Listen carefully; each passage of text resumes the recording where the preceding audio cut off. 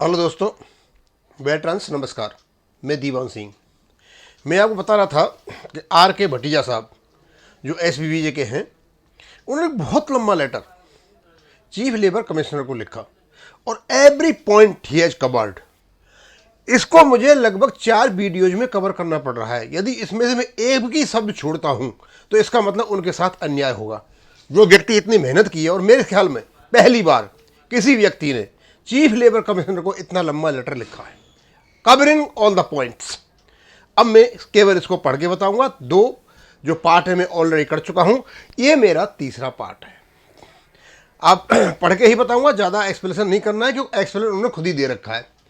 The other factor of discrimination is that wage revision was with retrospective effect 1/11/2002 for employees with arrears, but the employees who retired between 1/11/2002 to 1st May 2005 were refused arrears from the date of retirement to the date 1st May of 2005, whereas the employees were given arrears. ये इनकी शिकायत। The pre-2002 retirees were also facing discrimination continuously right from the implementation of pension scheme and were given taper DA, due to which they were suffering with continuous financial loss since long. This parity was ultimately rectified with effect from October 2023, but were not paid arrears from the period 2002 से लेकर 2023 तक। मानी इन्होंने 2002 से लेकर के और 2023 यानी कहने का मतलब लगभग 21 साल का डीए खा गए हैं। इसकी भी शिकायत इन्होंने चीफ लेबर कमिश्नर से कर दी है। Moreover, the new basic pay of pensioners is not considered for deciding ex gratia amount. They are getting ex gratia on old basic pay.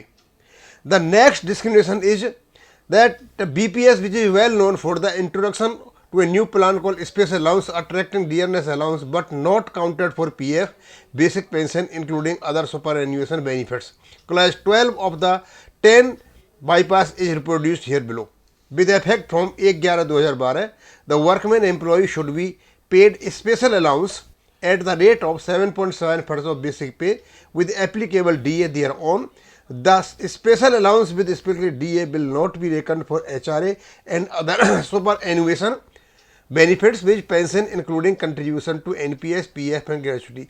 अब ये जो इन्होंने बात कही है, यदि इन्होंने अपने जो क्लॉज 12 में ये कहा है कि हम स्पेशल अलाउंस देंगे, इस पर डीए मिलेगा, तो भाई ये तो कोर्ट ने डिसीजन दे रखा है और ये फाइनेंस मिनिस्ट्री ने कह रखा है कि जिस एलिमेंट पर डीए मिलता है वो बेसिक पे का पार्ट होता है।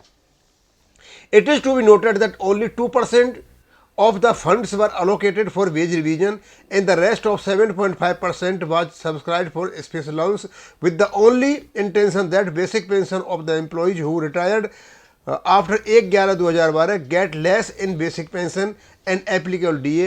Due to this introduction of special allowance, the pension have been suffering monetary loss every month from pension of 5,000 से लेकर के 4, यानी स्पेशल अलाउंस की कहानी भी इन्हें सारी की सारी बता दी।